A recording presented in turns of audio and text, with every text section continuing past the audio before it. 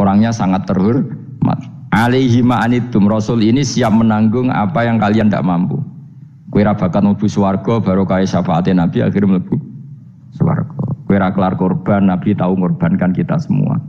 Dokha Rasulullah bikabsaini, terus hada an ahli wa hada amman lam yudokhi min mati. Jenenge alaihi ma'anitum, Nabi menanggung apa yang kalian berat. Azizun, Nabi itu Ali, terus harisun alaikum, Nabi sangat berkomitmen menyelamatkan kalian.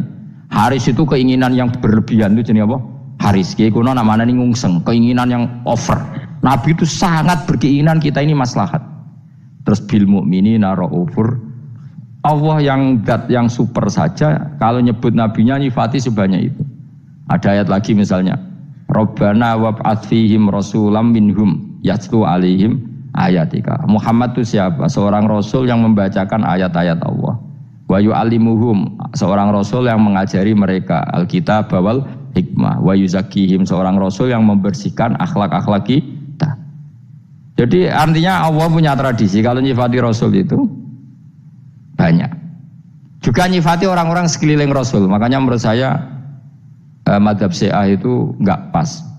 Karena Allah kalau nyifati Rasulullah itu jika nyifati orang-orang di sekeliling Rasulullah, dan itu dengan pujian, yaitu Muhammadur Rasulullah walladzina ma'ahu asyidda walal kufar ruhama'u bainahum tarahum ruk'an sujada yabtawuna fadlan minallahi warid wa nasimahum fi wujuhim min atharis sujud. Itu kan panjang sekali, dan orang-orang sekeliling Muhammad adalah begini.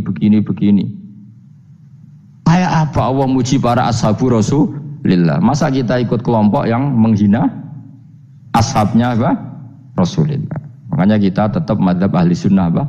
Wal jamaah, yaitu mencintai semua sahabat. Karena Allah saja yang Tuhan mensifatinya dengan sehormat itu. Mensifati apa? Ashabu Rasulullah. Disifati orang-orang yang saling kasih sayang sama orang mukmin. Tarahum ruk'an, sujud dan komitmen hidupnya untuk rukuk dan sujud. Simahum fi wujuhim min asari sujud. Sudah asar sujud tidak usah diterjemah, nanti sensitif. Cuma setahu saya asar sujud itu nanti setelah di akhirat orang sering sujud itu jabahnya itu ada nurnya. Tapi kalau ada yang nafsirkan asar sujud itu warna tertentu ya semboy. Itu sensitif. Yang jelas asar sujud itu ya sudah seperti itu. Seneng kamu kok hasut. Kowe nyen provokator, nak ono apa ya? Ada hal yang begitu terus mau berlebihan. Teke ya khisimun. Nah, kula ora ada kepentingan pokoknya ayat si mahum fi wujuhim min atharis sujud, bahwa dalam jabahnya itu ada asaris sujud. Itu masyhur kan, saya terangkan ya, tapi kowe aja sensitif loh, biasa wae.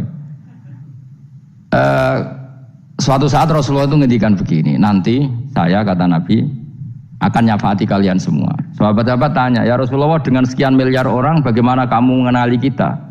Saya ulang lagi, suatu saat saya nanti akan nyapati kalian, karena saya kenal kalian. Maksudnya di akhirat. Ya Allah, di akhirat. Terus sahabat tanya, ya Rasulullah bagaimana engkau mengenali kita sementara nanti di akhirat bermiliar-miliar orang gitu.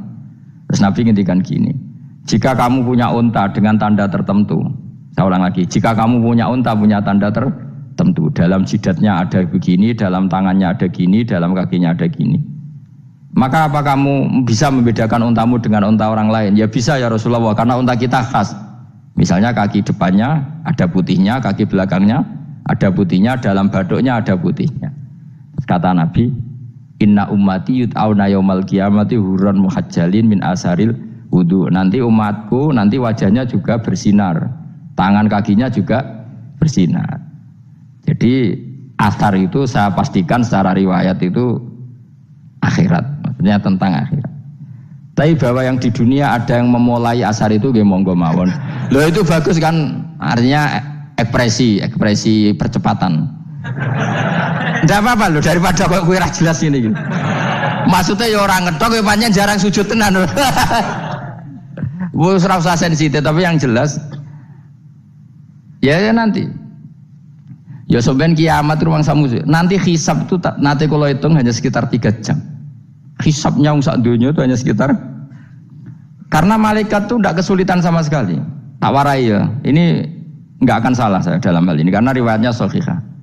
Kenapa hisab itu hanya butuh rubu'un nahar, seperempat dari siang enggak? Anggap saja siang itu 6 jam atau 12 jam itu aja terserah. Kalau 12 paruhnya kan 6 ya. Seperti seperempatnya berarti 3. Itu gini. Jadi nanti di mahsyar itu kan yauma tabyaddu wujuh wa taswaddu wujuh. Yaudah yang kafir itu kelap, hilang.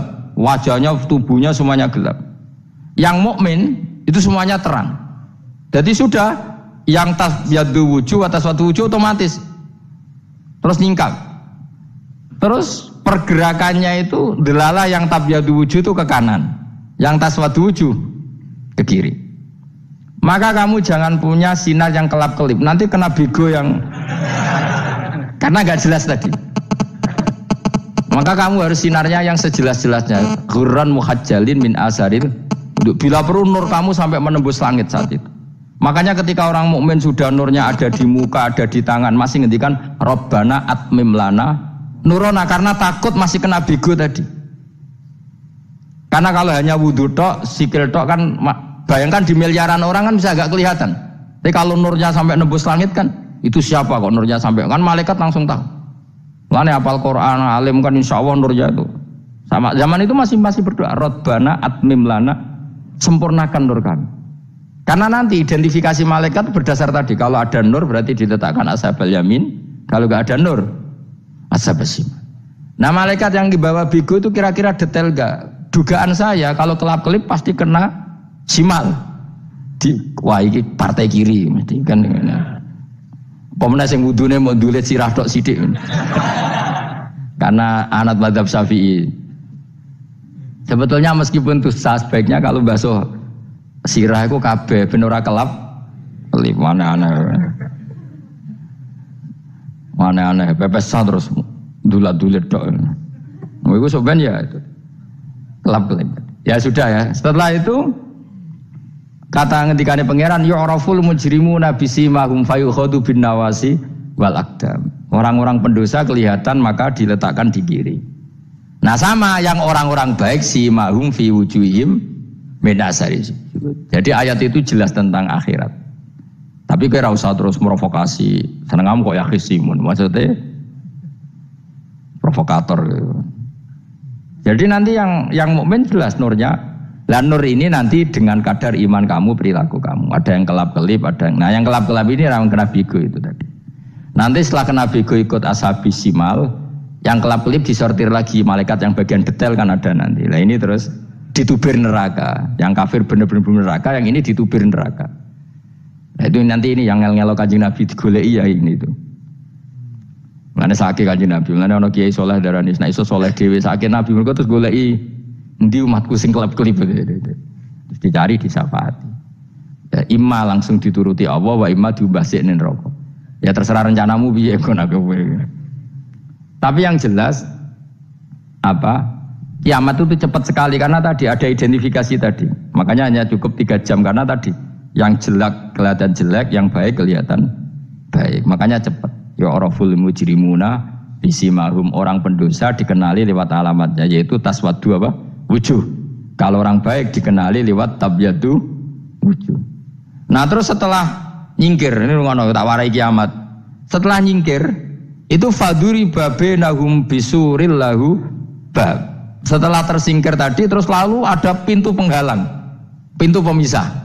Nah pintu pemisah tadi yang sisi kanan langsung jadi surga, yang sisi kiri jadi neraka. Itu disebut faduri babenahum bisuril lahu bab batinu fi rahmatu wa dhahiruhu min qibalihil adzab. Yang pintu arah kanan otomatis wilayah surga, yang pintu kiri otomatis wilayah neraka. Nah problemnya ketika penutupan pintu itu dah yang kelap-kelip itu katut kemana ini yang makanya kamu jangan malok partai yang kelap-kelip yang nggak jelas itu koalisi kemana ya? Kalau partai besar kan iso nyalon presiden, partai kecil ini kan ikut mana ini kan sing sak ngisore 1%, 2% ini kan repot. Lo coba misalnya nur kamu 2%, berarti gelap kamu kan 98%. Kira-kira malaikat mengkategorikan kemana coba? Ayo jawab. Gelap. Loh kok ada semangat. Padahal itu bagian dari kamu. Kalau satu tubuh itu sinarnya hanya 2%, kira-kira kategorinya itu partai gelap, partai terang. Waduh semangat kok ya dulu. Berarti kegaruk kemana? Kiri. Tapi bisa saja malaikat cara berpikir gini. Tapi kok ada cahayanya ya? Padahal kata Allah, yang bercahaya ashabul yamin. Kan nggak ada bilang cahaya terang. Bisa saja malaikat, alhamdulillah berpikir begitu. Ya nanti kita rayu saja supaya berpikir ini kan yang penting ada cahaya. Kan Allah tidak bilang terang apa kelap-kelip. Ya mungkin saja asal ada cahaya dikategorikan lahu nur, punya apa? Nur. Tapi yang jelas saat itu pun yang sudah punya cahaya masih berdoa Rabbana atsmim lana nurona. Ya Allah saya mohon sekali nur-nur kami sempurnakan. Jadi ini saya bantu teman-teman yang hafid-hafid supaya tahu maknanya ya. Dan yang enggak hafid ya dengar ya. Kalau nur itu penting. Makanya Nabi itu kayak apa? Nabi itu orang super. Itu kalau ngendikan wa mat almin fauqi nuran wa min tahti nuran wa an yamini nuran wa an simali nuran, sampai terakhir Nabi masih mendoa untuk dirinya waj'alli nuran, dan semua tubuh saya jadi nur. Jadi Nabi sudah gitu, ya Allah jadikan sisi depanku nur, belakang kami nur, kanan nur, kiri nur, terakhir itu apa? Waj'alni nuran, dan doa semoga semua tubuh saya jadi nur. Itu termasuk doa yang sering saya baca. Karena saya takut kelap-kelip tadi, ini bahaya ini kalau malaikat. Saya tidak tahu cara berpikir malaikat tadi. Apa ngitung 98% maka dikategorikan apa? Gelap. Apa dihitung nurnya saja? Wong instruksinya Allah kan yang ada nur ashabul yamin. Meskipun gelap-gelip kan punya nur. Saya tidak tahu nanti ikut 2% ikut mana kalau di partai koalisi itu? Ya ikut yang menang biasanya, ikut yang apa? Ya paham ya, makanya saya mohon kalau wudu itu usahakan sempurna.